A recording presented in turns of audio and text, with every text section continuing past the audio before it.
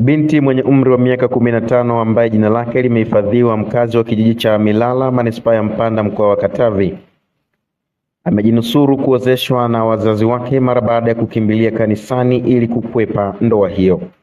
Akizungumza, binti huyo amebainisha kuwa aliamua kukimbia nyumbani kwao mara baada ya kuona shamla za sherehe ya harusi, huku akisikia minong'ono ya kuwa yeye ndiye mlengwa wa kuozeshwa na wazazi wake kwa mahali ya ng'ombe 18. Ndipo alipochukua uamuzi wa kukimbilia kanisani ili kujinasua na ndoa hiyo. Mwenyekiti wa kitongoji cha Jelemanga E, Bi Agneti Mnomi, pamoja na wananchi wa eneo hilo wamelaani tukio hilo la kikatili ambalo halifai kufumbiwa macho, wakieleza kuwa wazazi wa familia hiyo wamekuwa na mazoea ya kuozesha mabinti walio na umri chini ya miaka 18, ikiwa mwaka jana binti mmoja katika familia hiyo aliozeshwa kwa njia hiyo. Kutoka mkoani Katavi, mimi ni Festo Kinyogoto wa Jambo TV.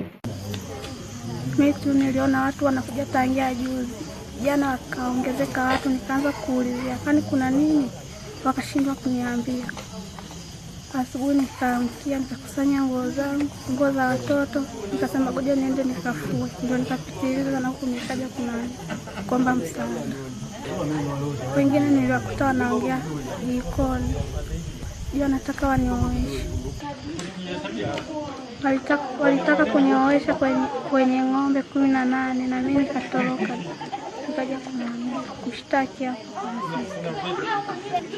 Wanisaidie tu mimi wanisomeshe shuleni. Watu walikuwa wanamwambia tusomeshe hata kwenye ufundi. Na mama akamwambia na si atasomeshe mmoja, lakini hata kumsomesha hata mmoja, mwingine akamuoesha. Kwa jina naitwa Philip Evarist Kachila. Mimi ni mkazi wa Milala, lakini ni msimamizi wa mashauri ngazi ya jamii ya watoto. Hivyo katika tukio hili la huyu mtoto nilipigiwa simu kwamba kuna mtoto ambaye amejisalimisha kituo cha misheni ambalo ni kanisa la Milala, kwa ajili amekimbia kwao, tayari walikuwa kuna mchakato wa kumuozesha.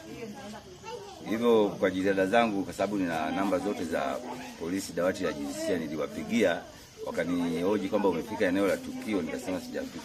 Nikaambiwa niende moja kwa moja mpaka eneo la tukio ili nikajiridhishe. Kweli nikaondoka, nimefika mpaka pale nikajiridhisha na kumhoji mtoto. Mtoto akadai kweli amekimbia kule na tayari kuna vyakula vimeshapikwa na sherehe ilianza tangu jana, na tayari ng'ombe zilikuwa zimeletwa, ng'ombe 18 kwa ajili ya yeye kuozeshwa. Kwa majina naitwa Agnes Sabuni, ni mkazi wa Milala. Na kijiji cha kwake. Kweli hichi kitendo kinafikirisha sana. Kwa sababu ni mambo ambayo yamekuwa ni endelevu hasa kwa jamii za Kisukuma. Nitoe rai kwa wazazi, hasa kwa hizi jamii. Kuwaozesha watoto chini ya umri wao ni kitendo kibaya sana.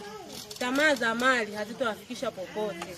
Waacheni watoto wafikie umri wao ili kusudi wafanye maamuzi wenyewe na wafanye uchaguzi wenyewe, na sio kuwachagulia mnavyotaka nyinyi kama wazazi.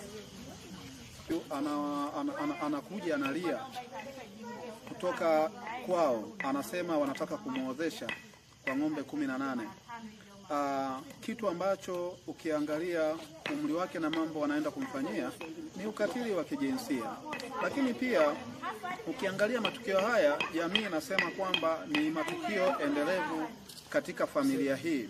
Takwimu zinaonyesha mwaka jana dada yake aliweza kuozeshwa kwa mfumo huo, na tukio hilo tena limerudia mwaka huu kwa mdogo mtu anaenda kuozeshwa, kitu ambacho sio haki.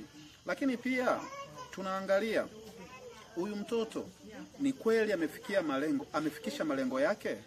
Ukiangalia ni hapana, ni mtoto mdogo. Tukifuata usawa, ilibidi aendelee kusoma ili aweze kutimiza malengo yake na baadaye aweze kufanya maamuzi sahihi kwa ajili ya kumpata yule ampendaye, lakini sio kulazimishwa na wazazi. Kwa majina naitwa Agneta Disiano Sisomoni, ni mwenyekiti wa kitongoji cha Jelemanga A, kijiji cha Milala. Ukweli moja, ni washukuru sana wananchi wangu kwa ushirikiano ambao wameuonyesha kwa kitendo ambacho kimetokea katika kitongoji changu. Ukweli mimi mwenyewe binafsi naumia nikiwa kama mzazi. Ukweli nawahusia wananchi wangu, wana kitongoji wangu pamoja na kijiji kizima, hata yaani serikali yote kwa ujumla, kijiji nchi nzima, kitendo ambacho wanakifanya kuozesha mtoto mdogo chini ya umri wa miaka ambapo bado hajafikia, ukweli inasikitisha na inaumiza. Na wahasa tusiwe na tamaa za mali. Najua mali ndio zinazoponza watu. Tusiwe na tamaa za mali. Na wahusia wananchi wote, wananchi wangu wote wa kitongoji cha Jelemanga na wananchi wa Milala, jamani, hebu tuamke. Unamwozesha mtoto bado ni mdogo. Kwani usipeleke shule? Watoto wanashindwa kusoma, mtoto anashindwa kusoma kwa sababu ya kumwozesha. Ukweli nashukuru sana wananchi kwa sababu taarifa sikuwa nayo. Hata hizo masuala ya harusi sikuwepo mimi.